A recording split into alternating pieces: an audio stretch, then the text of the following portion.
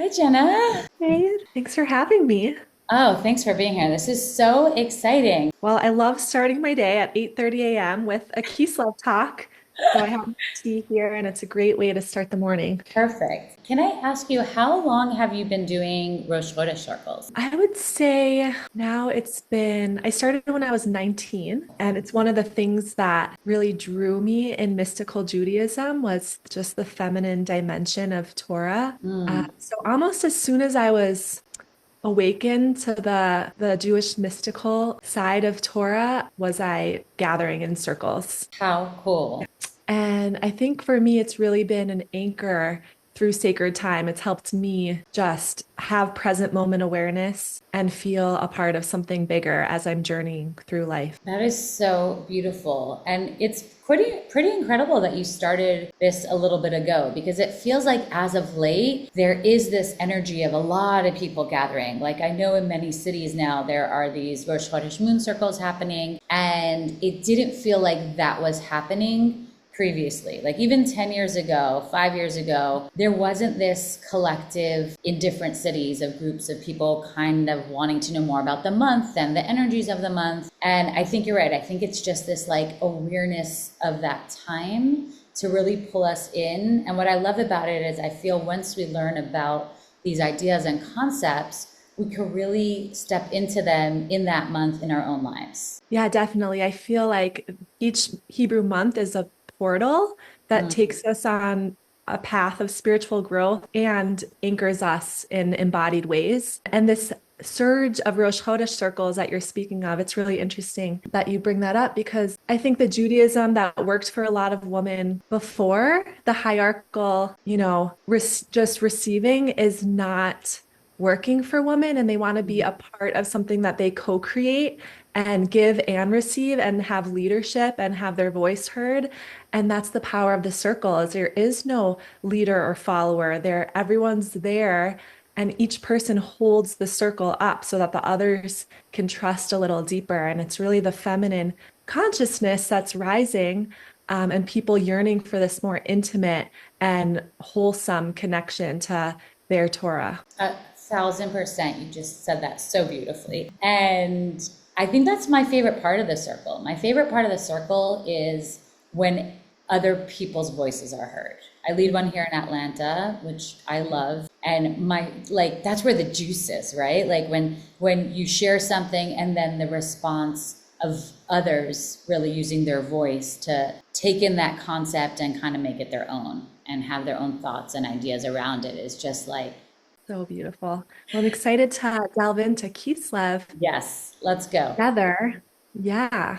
So Kislev is inviting us into many portals. We have this awakening of the miraculous realm that happens in the dream world. We have the invitation to trust deeper.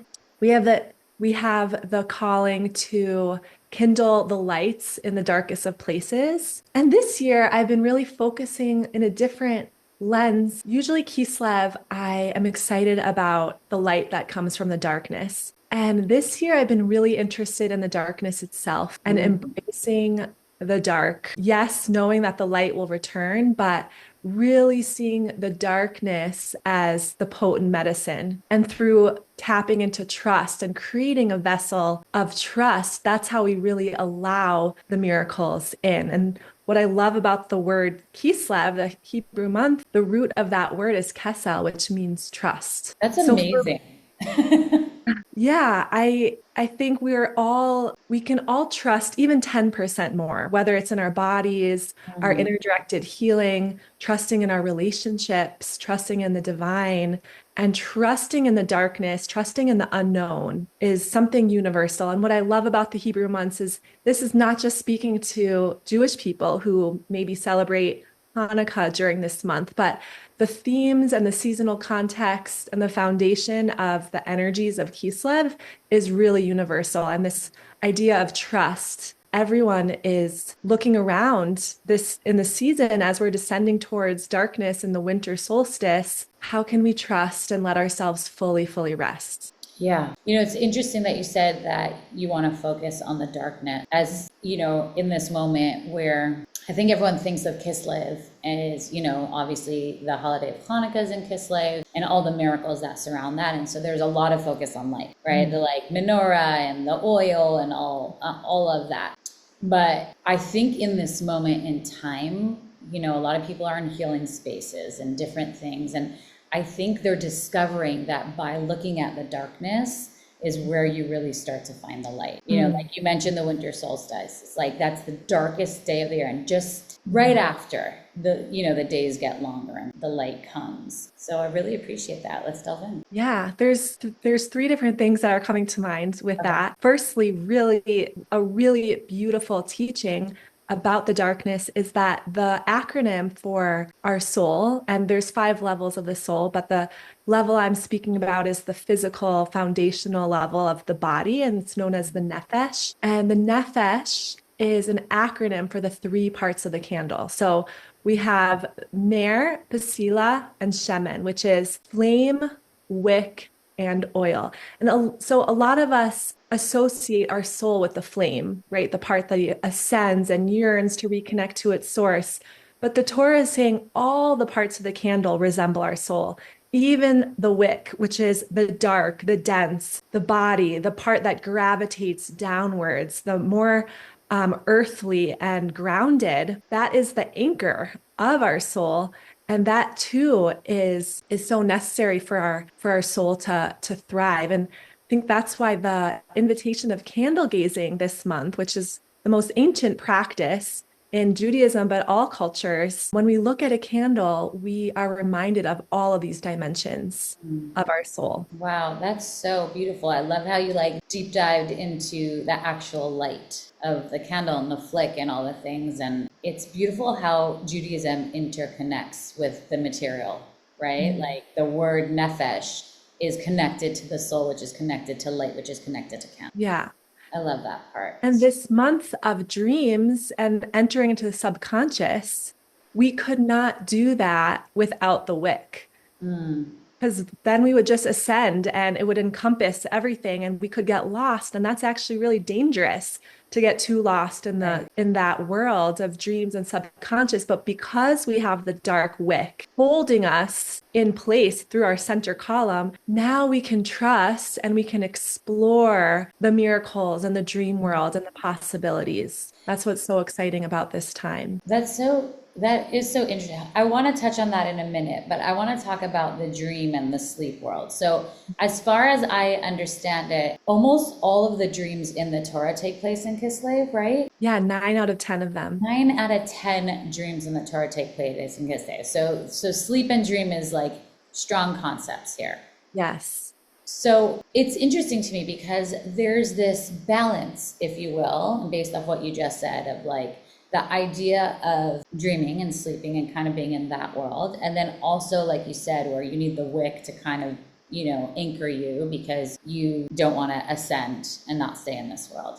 So where do we find the balance? Because if almost all the dreams are in this month, what is that anchor and how do you know if you're going too far on one side or the other? Yeah, that's a beautiful question. I think there's the waking dreams that we have, like what is the light that we dream of bringing into the world?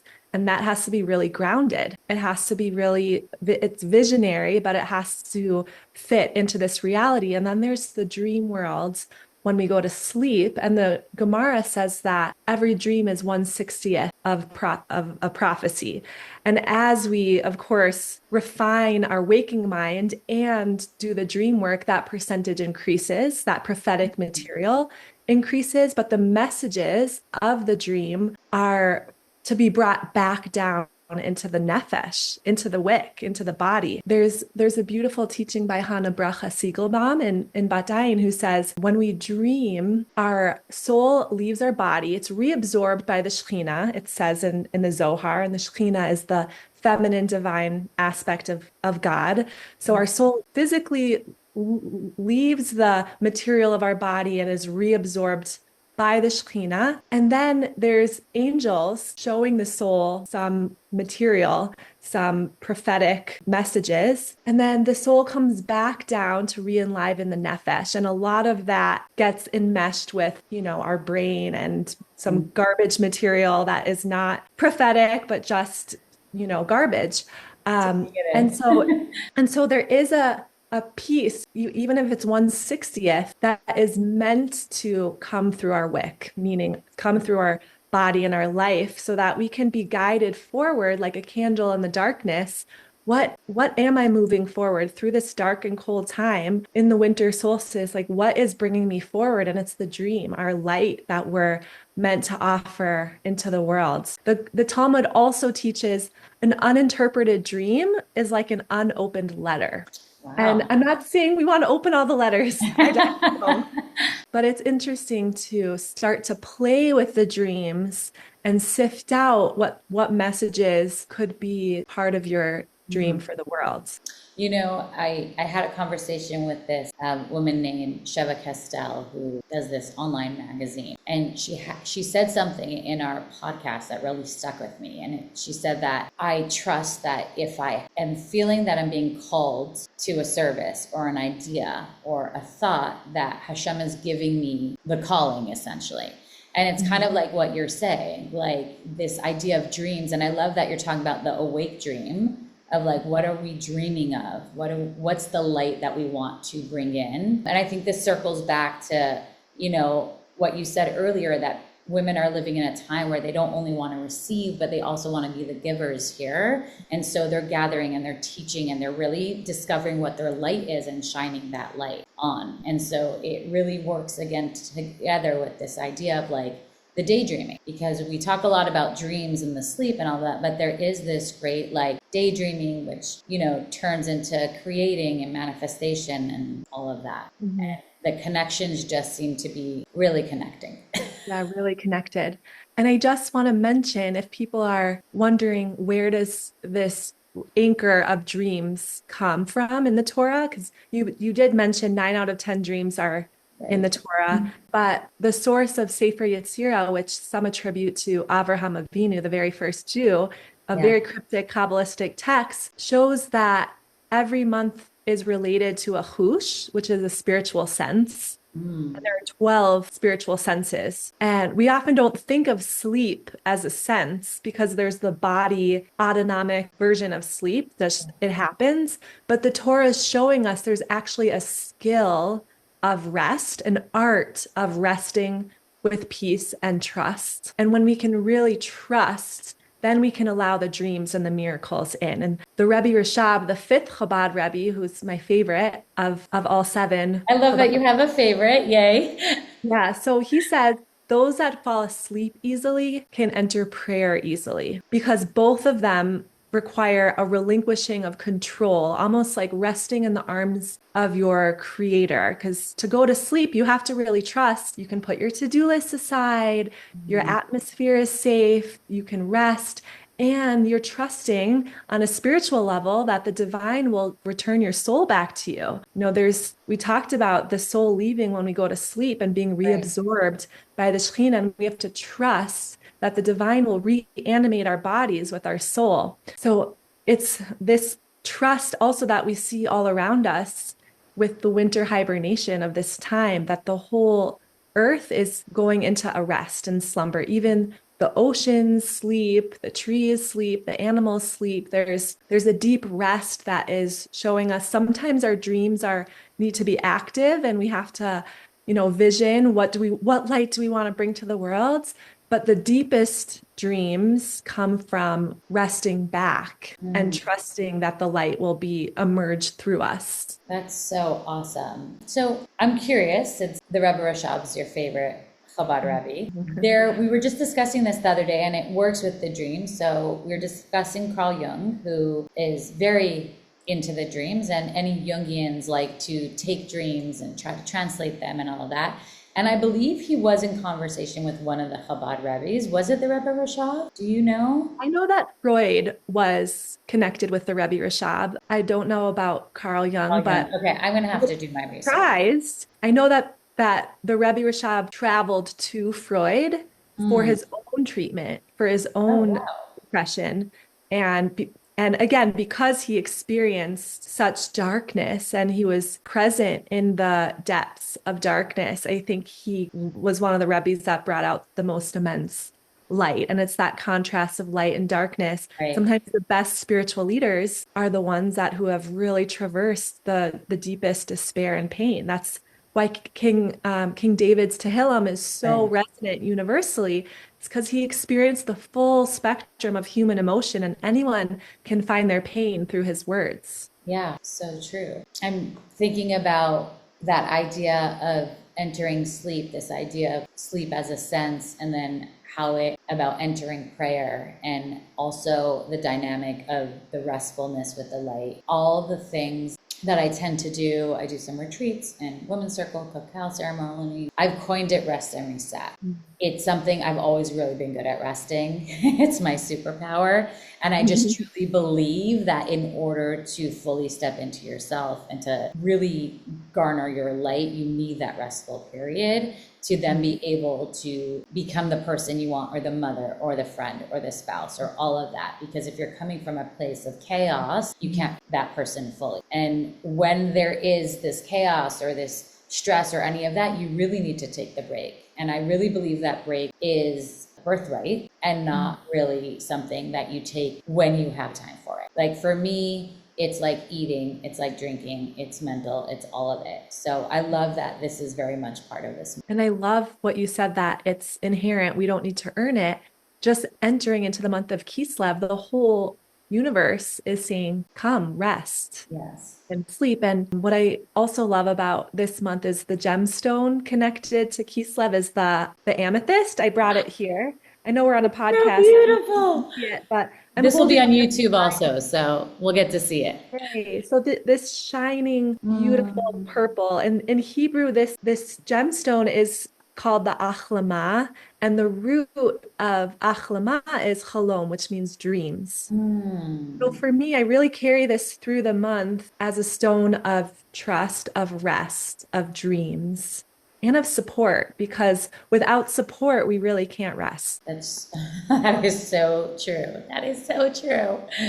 I think of like new mothers, right? And you could have that baby round the clock, nursing and feeding and all of that. And you really need that support in order to take that rest. Yeah, and support is also connected to the Hebrew letter of the month, which is the Samech. The Samech literally means Someach, support. For those of you who have never seen this letter, it's a circle. It looks like the womb, the place that we were the most supported. And it comes from a line in Tehillim that the divine Someach supports those that fall. And so much of rest is being embraced by this divine energy, by the letter itself, by a circle of women, by whatever supports you have, so that you can fully let go and let be and just trust that there's something holding you. I'm really excited that you brought in the Sama because as I'm new to Rosh Chodesh, I tend to like announce what the letter of the month is because we know it and it's in all the books, but I really don't know the connections to it.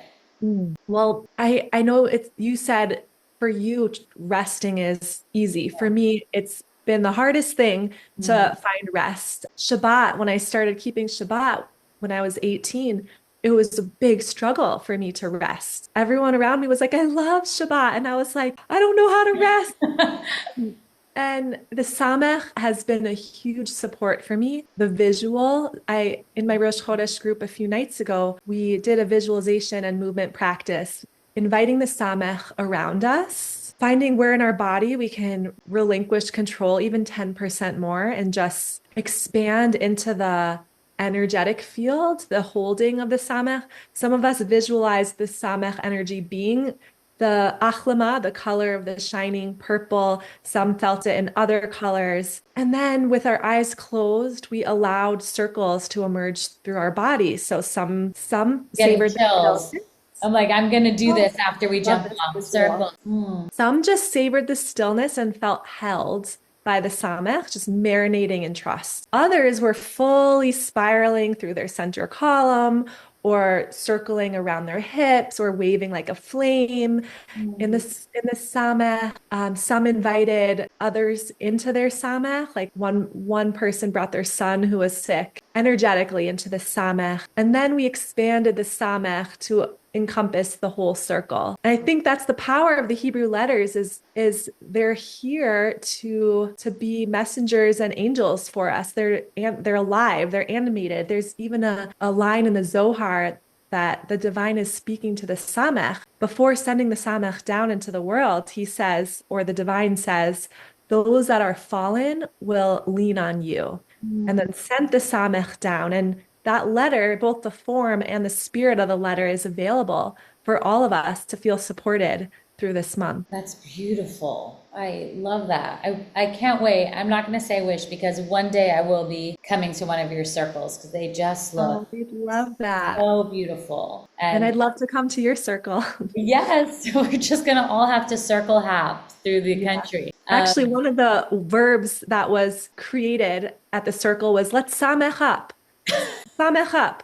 Like circle up. We're sameching. Like, let's trust each other. Come on, samech up. That's amazing. A circle like starts to create their own language and inside jokes around the content. It's like that's the feminine expression, and we connect to it in our way through our community, through our expression. So incredible. I have a question for you based off of what we just spoke about. So I love this idea, and I encourage anyone at home to give it a try since we're very much in the beginning of Kislev, to breathe into these ideas of circle and samach and move your body in circular ways. I'm sure it feels so good. Like set a couple minute timer and do that. It'll feel like a release. But I love what you said about encouraging people to even give 10% of kind of release or like falling into that trust a little bit more in their body, like where they can feel it in their body. I think that as we get older and in life in a certain stage,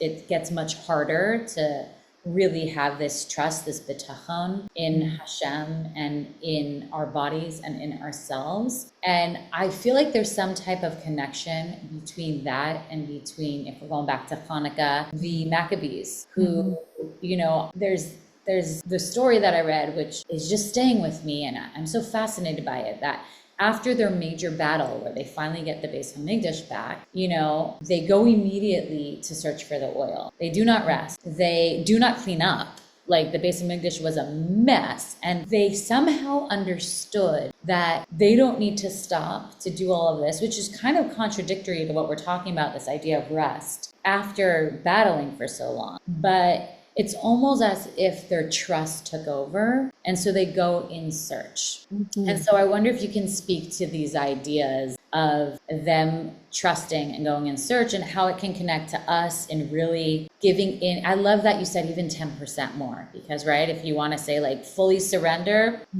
it's really hard to do that. So what does a 10% more look like, and how does this connect to the map? Firstly, I love this angle you're speaking of, that there was a miracle from below and then which initiated the miracle from above. Right. And I see this story as the miracle from below was that they even trusted enough to look for the pure oil. They even trusted in the spiritual resilience that could, amidst the defilement and destruction and darkness, that bitachon that you said took over was the vessel of trust that created the miracle from above, which I think is amazing, because we can't just do nothing for miracles to occur. Right. The actual cultivation of trust allows for the miracle. So thank you for speaking to that. And there's even a more ancient story of Hanukkah, the very original primordial festival of lights that predates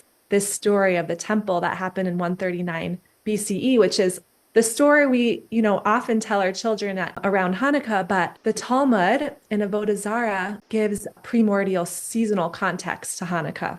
And it was actually Adam and Chava, the first humans in the Garden of Eden. They were experiencing their very first winter, and knowing how scary that could be, You know, they weren't told that darkness will descend and then light will come. And naturally, they looked around and it was getting darker and colder, and they thought that the world was ending, that the world would go back to tohu vavohu, darkness and chaos. And Adam fasted and mourned for 8 days. And then the day after the winter solstice, and I know you touched on this at the beginning, there was a glimmer more of light and warmth, just a tiny little bit more. And he looked around and said, "Oh, this is the way of the world. First there's darkness, and then there's light." And he celebrated for 8 days as the light was increasing. Just like with the menorah, we increase a light every day, mirroring the natural phenomenon of first there's darkness and then there's light. And now we get to trust in the rhythm of time, that descending to the darkness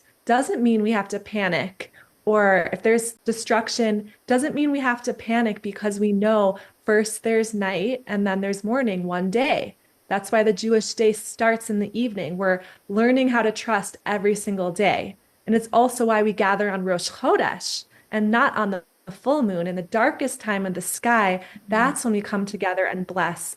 Everything in the Jewish calendar is pointing to this trust of knowing that the fullness, the light will return. So how do we do that? I know you asked, how do we do that even 10% more? I think partly following the calendar and anchoring to the calendar gives us a trust that we know it's taking us on this journey. We're going to the winter solstice. Yes, it can be isolating. It can be scary, but can we trust that in present time we're part of something greater and the light will return? And in the meantime, can we absorb and marinate in the darkness and receive all the insight and lessons from it?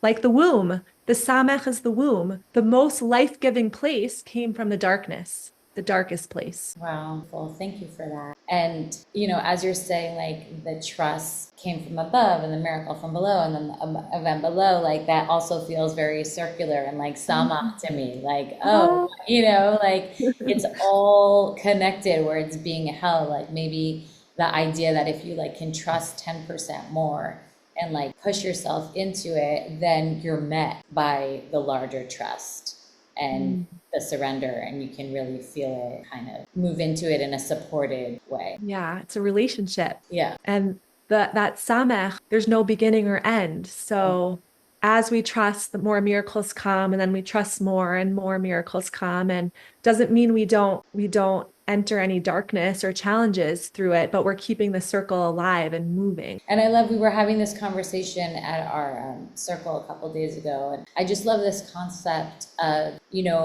once you really understand these ideas or you really contemplate on them and delve into them, then you can be in those spaces of darkness, which inevitably as humans, we all enter at some point, different things and different relationships and times in our life. And then you can get to a place where I know the awareness, like, oh, I'm here. Okay, I see it. It's going to be difficult, but I know there's like the opposite of Adam and Chava, where they were like, what's happening?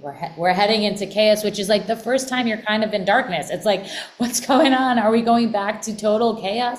And then the light comes through. And so once you've been there, which most of us have, you're able to be like, oh, awareness. I know it's here. There's no way out of it except through it, but it's a circle and I'm being supported. And we're going to lean into that 10% of trust just a little bit more, and it'll be back. I love that. That's, to me, why journeying through the Hebrew calendar, the first time you do it, it's very intellectual. You have to learn like what are these time periods and what is it. But as you continue cycling and cycling, your body remembers, oh, this is what it feels like to enter Kislev.